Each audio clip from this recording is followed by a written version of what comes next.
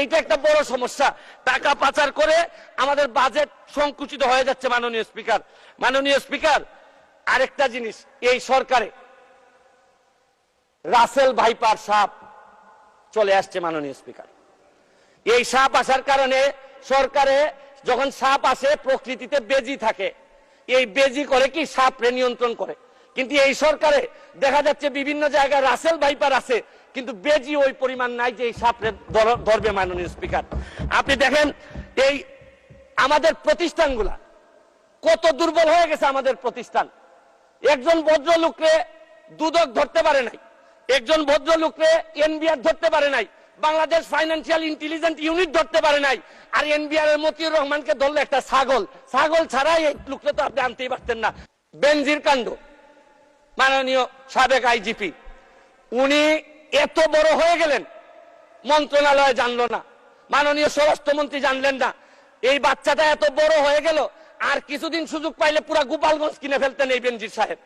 তারপরে এইটার দায় এই মন্ত্রণালয় এড়াইতে পারে না। মাননীয় স্পিকার, এখন আপনারা কালো টাকা সাদা করবেন, আমার কোনো অসুবিধা নাই। যদি মনে করেন টাকা রয়ে গেছে, কিছু টাকা জমানো বা বিভিন্ন অলস টাকা রয়ে গেছে, এটারে সাদা করবেন, কোনো অসুবিধা নাই। কিন্তু এই সাদা করার মধ্য দিয়া বেনজির আর মতিউরের টাকাও যদি সাদা হয়ে যায়, আর এদের ভবিষ্যৎ প্রজন্ম উত্তরাধিকার, আদর্শের উত্তরাধিকার যারা, তাদের টাকাও যদি সাদা হয়। এরপরে আমি বলতে চাই, মাননীয়, আমি সিলেটের মানুষ, আমার সিলেটে আমি যখন বক্তব্য রাখতেছি লক্ষ লক্ষ মানুষ পানিবন্দী। আমি আপনার মাধ্যমে মাননীয় প্রধানমন্ত্রীর কাছে দাবি রাখতে চাই, একটা হাইড্রোলজিক্যাল একটা রিসার্চ করেন।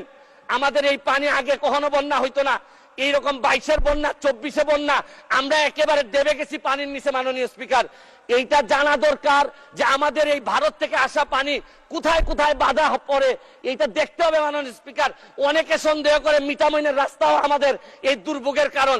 যদি হয় এইটারও মডিফাই করতে হবে, কারণ একটা জেলারে আপনি সৌন্দর্য দিয়ে আরেকটা জেলা ডুবাই দিতে পারেন না। মাননীয় স্পিকার, আমি হাইড্রোলজিক্যাল স্টাডি এবং এই স্টাডির ফলাফল আমাদের সামনে নিয়ে আসার